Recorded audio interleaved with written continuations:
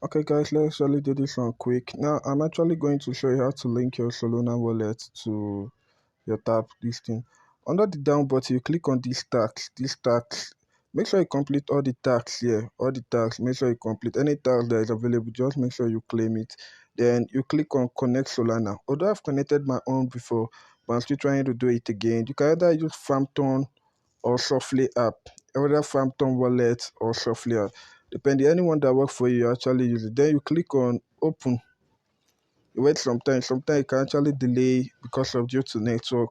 Sometimes it will open more faster depending on your network connectivity.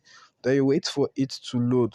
When you load, although I've linked my own before, then you click on connect.